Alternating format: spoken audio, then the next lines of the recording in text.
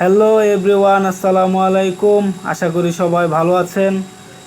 তো আজকের এই ভিডিওতে আপনারা দেখতে পারবেন যে ওয়েস্টার্নারে কীরকম ময়লা জমতে পারে এবং ওয়েস্টার্নার কেন ক্লিন করা হয় এবং ওয়েস্টার্নার ক্লিন না করলে কি প্রবলেম হতে পারে।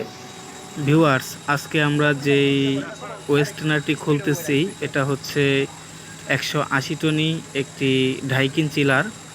তো প্রথমেই আমি সবগুলো নাট রেসের সেট দিয়ে ঢিল করে নিয়েছি যাতে হাত দিয়েই খুলতে পারি।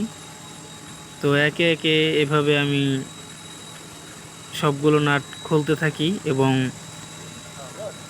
কিছু নাট খোলার পরেই আমাদের এই ওয়েস্টার্নারের যেই পানিগুলো রয়েছিল এই পাইপের পানিগুলো বের হতে শুরু করে।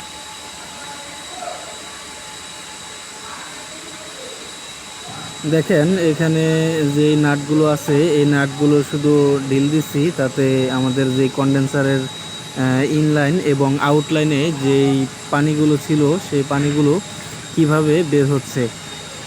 তো এইভাবে আমি সবগুলো নাট একে একে খুলে দেব এবং আমাদের সাথে যে আছে সিনিয়র উস্তাদ শাহ আলম সরকার, তো এই পাশে আমাদের আরেক উস্তাদ আছে, সে হচ্ছে সোহেল রানা অপারেটর।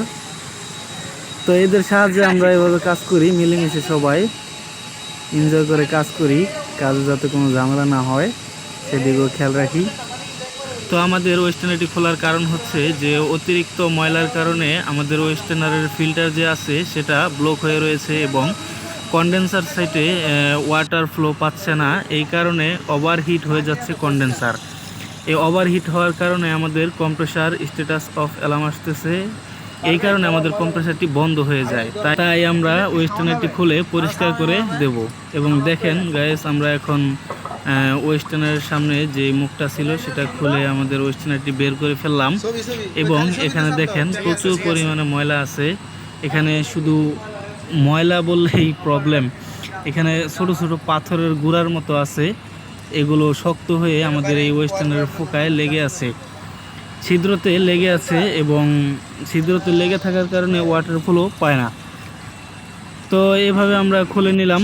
যাই হোক, এখন আমরা এটা পরিষ্কার করব। দেখেন এখানে এই যে গুনার যে ব্রাশ আছে এই ব্রাশ দিয়ে আমরা এটাকে পরিষ্কার করতেছি। এনে একটা নিয়ম আছে, আমি বলতেছি বলেন। আপনি যেহেতু এটা যদি জোড়া, এখানে কতগুলো সেদ্রিক ব্লক হয়ে গেল আপনি জানেন। তাই আমরা এমনভাবে সেদ্রি করবো যাতে কোনো সেদ্রি বাধা না পড়ে, সেটা আমরা এখন ঢুকিয়ে দিচ্ছি। একটু করে অল্প করে ধাক্কা দিয়ে দিব, ঢুকিয়ে পড়বে। ভাই বুক দেন ভাই, কাম করতে বুঝা লাগবে না। আর পাবেলকে আপনি ভাইরাল করে দেন, লাইক দেন, কমেন্ট করেন, শেয়ার করেন, স্টার দিবেন। আমাদের হাওয়াল টিকটক আইডি আছে, হাওয়াল টিকটক। এখন আমরা ঢাকনা লাগাবো, বালতি দেখা না গেলে লাগাবো কেন। আমাদের ওস্তাদ খুব মজার মানুষ, রসিকতা নিয়ে আমাদের সাথে কাজ করে। সে একটি হালাল আইডির কথা বলতেছে মজা করে। তো যাই হোক, আমরা এভাবে লাগিয়ে দিলাম। এইচব্যাক সিস্টেমের গুরুত্বপূর্ণ একটি সাইড হচ্ছে কন্ডেন্সার সাইড।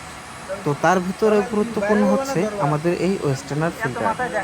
তো আপনার এই ওয়েস্টার্নার ফিল্টার যদি কখনো ব্লক হয়ে যায় তাহলে কিভাবে বুঝবেন? অবশ্যই আপনাদের এই কন্ডেন্সার ওভারহিট হয়ে যাবে এবং কম্প্রেসারের ডিসচার্জ লাইনে উচ্চ চাপ তৈরি হয়ে কম্প্রেসারের ওপর চাপ তৈরি হবে। এই কারণে আপনাদের কম্প্রেসারটি অফ হয়ে যাবে। তারপর আপনারা দেখতে পারবেন মনিটরিং সিস্টেমে যে কোনো অ্যালার্ম আসছে।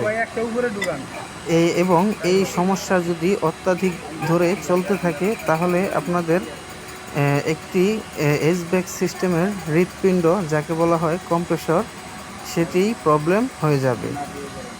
তো এই ধরনের ফল্ট হওয়ার কারণ হচ্ছে এই ওয়েস্টার্নার। তো আমরা চেক দিয়ে কাজ করব যাতে পরবর্তীতে এর জন্য বড় ধরনের কোনো ঝামেলা না হয়। তো ভিউয়ার্স, সম্পূর্ণ ভিডিওটি দেখার জন্য ধন্যবাদ। ভিডিওটি যদি ভালো লাগে তাহলে অবশ্যই একটা সাবস্ক্রাইব করবেন এবং বেল আইকনটি অল করে রাখবেন যাতে পরবর্তী ভিডিও আপনার কাছে সবার আগে পৌঁছে যায়। আমরা একেবারেই শেষ পর্যায়ে চলে আসছি, এখন আমরা বিদায় নিব। তো আপনারা ভালো থাকবেন, সুস্থ থাকবেন। এই কামনা রইল। আল্লাহ হাফেজ।